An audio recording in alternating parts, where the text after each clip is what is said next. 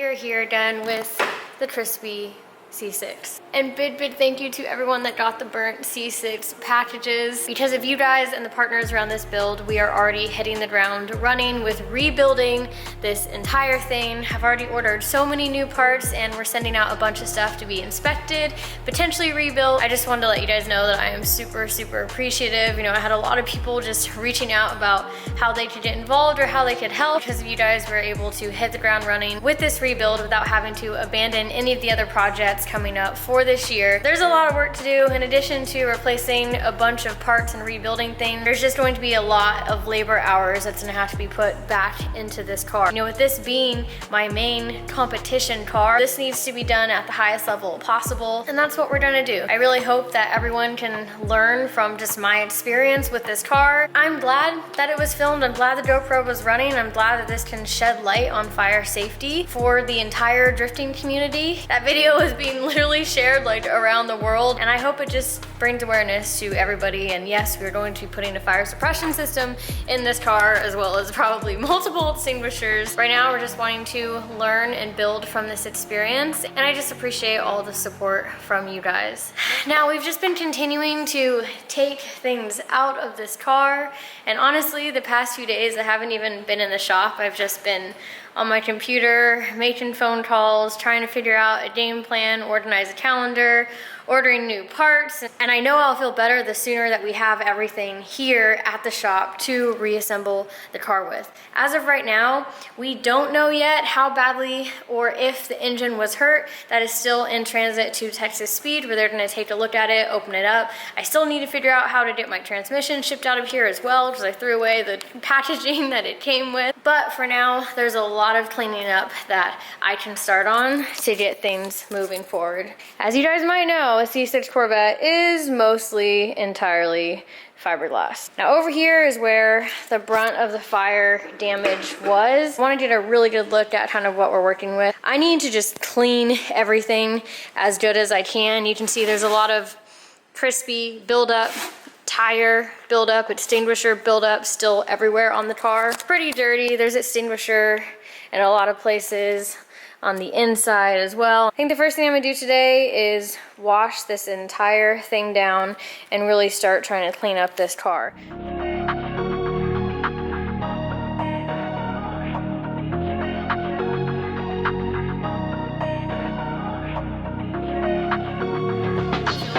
Picture plan with the C6 is that I'm going to start trying to finalize all the body work and cosmetic stuff first, because right now we're just waiting for a lot of things to be inspected, rebuilt, sent out, come back in. We're sort of in this weird waiting game right now, but there's still a ton of body work that needs to get done and repaired on this car. The best thing that I can do right now is get the car just ready for reassembly. So the first thing I'm going to focus on doing is cleaning everything up so we can see exactly what we're working with. Start on prepping the entire engine bay, seeing if anything also needs to be repaired in here, and going from there. All I can say is it's a good thing your girl learned how to paint.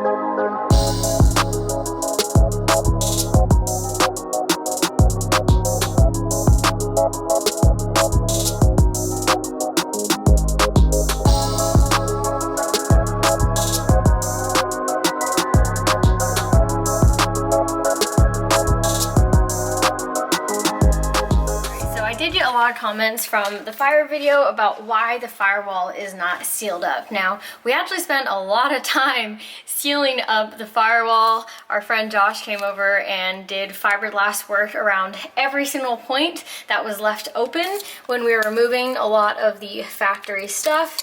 You'll see it's sealed there, it's sealed there, those lines go through with the fittings. It's sealed pretty much everywhere. Our biggest opening is where the wiring harnesses went through, but if you watch in the video, the biggest cause of fire in the cab was purely where we cut this like trans tunnel or Corvette torque tube tunnel, where we cut pieces out to fit our front mount G-Force GSR transmission. So the plates that we had sitting right here and right here weren't like fully sealed on the other side. Like we didn't use any gasket or anything. It wasn't actually welded to this. There wasn't any heat shielding underneath.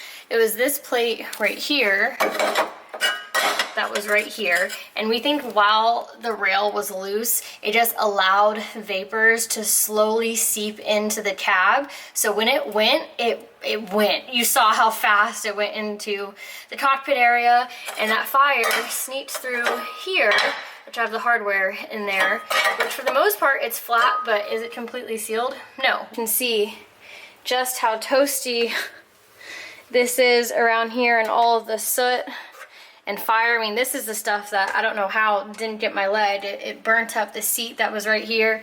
You can also see all the residue here on this one from the fire as well. So just wanted to explain sort of why there was so much fire on the inside. It was because mostly of these two areas, not anything to do with the firewall. We will be putting some sort of heat shielding cover both underneath this and possibly sealing up these on this underside with a gasket or something. We're gonna figure that out, but just wanted to really quick explain. Another area that fire probably got through that we didn't realize until we started taking everything apart was over here underneath the dry sump. So we actually have a big hole cut out there so that it made straining oil easier. Now this was all contained for the dry sump tank, but we think because the fire was so bad on the passenger side, obviously some fire probably went up through that hole, so we're gonna end up putting like some sort of fitting or bulkhead there to seal that up that we just open and close when we do need to drain this. Honestly, this entire setup here, we just wanna make more serviceable. Oil changes are really annoying. Filling up oil is annoying. You like have to take the whole dash out, and luckily the dash attaches with like 2 nuts, so it's not the end of the world, but we're really trying to figure out a better way to have maintenance go a lot smoother for this whole system. That's another area that fire most likely got into. We found a few little crispy pieces in there, but luckily our tank was fine. So yeah, I think I got everything out that I want to for now. I'm really just wanting to pressure wash everything, vacuum everything, clean everything, and then kind of see what we're working with from there. I'm gonna go push this thing outside and give it a wash down. But first, we vacuum.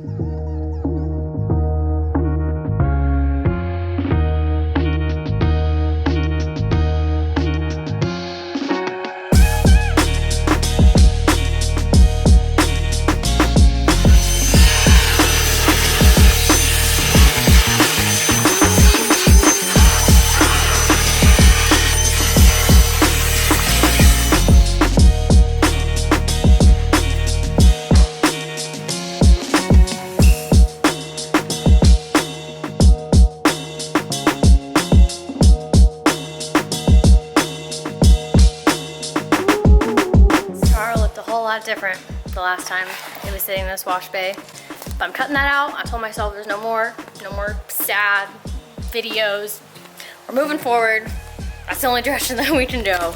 We got the C6 in the wash bay. I'm mostly just focusing on rinsing the entire car down so I can start to get a better understanding of what I will need to repaint and what the overall kind of cosmetic damage is. There still is like fire extinguisher residue on the windows, especially on the doors. Let's see. It's pretty bad. And in the front here, there's a mix of just burntness, tire pieces, extinguisher. It's a whole combo. So I'm gonna wash it down and see how she looks. Oh, and this is missing because this is the side that got hit during the first round of clutch kickers. So I already have that over being repaired.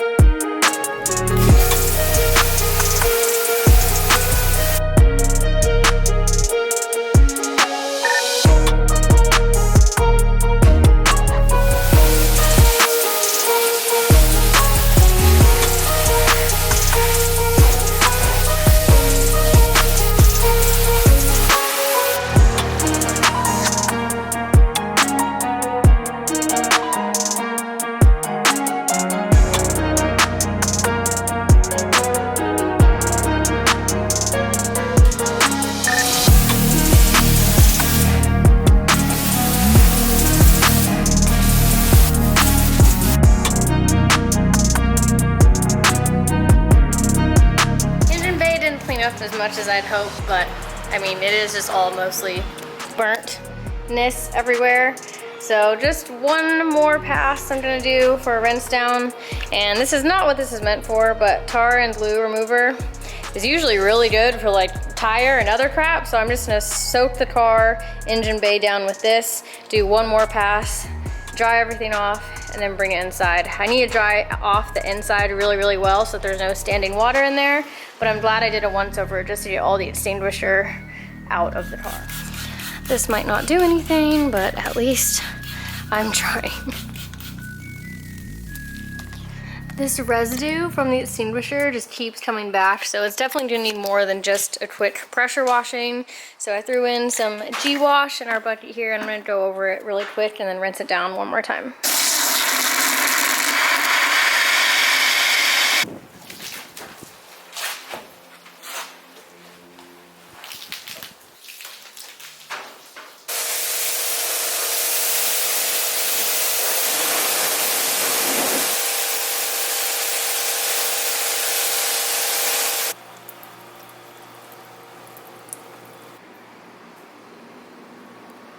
So right off the bat, I know I'm already gonna have to do a full respray on the rear bumper, obviously, which I wanted to do anyway, because if you can see this clear tape here, I had already gotten some chips that I just put like clear Gorilla Tape over so it didn't get worse. And I think this is mostly from the first respray that this car had. I guess it was blue, and it just wasn't done that well, so the new paint job wasn't able to adhere to the bumper as well. So definitely gonna do a full respray on the bumper. You can see all these other chips and stuff here. I'm not really sure when that would have happened or how. It's definitely happened and not this bad from Hyperfest, but yeah, gonna need a full respray on the rear bumper. And then now I'm about to hose down our engine bay. Not much of a change, but I wasn't really expecting one. I was just trying to be hopeful by just spraying more chemicals, hoping it will make the car less burnt, but unfortunately the car is still very burnt. So this is basically what we're gonna be working with to prep the bay again. Now the only side that I'm still concerned about is this side right here, where it clearly compromised the fiberglass. It's really, really bad. Like, you can see all the fibers tearing apart here. So maybe I can just cut this out, maybe get a different liner to put in there instead. I don't know. We'll see. I'll see what it looks like maybe with all that cut out, and then make my decision from there, because where it's really damaged isn't a main mounting point for the fender or anything. The only part that really attaches to the fender on this side is right here. So this isn't very crucial, but obviously more stuff that the wheels pick up will now be just going straight to the fender with this cutout. I might end up just doing that, we'll see, because it's a whole ordeal to try and get that off since everything's panel bonded. I'm gonna dry everything off, push this thing back in the shop, and make a game plan for bodywork.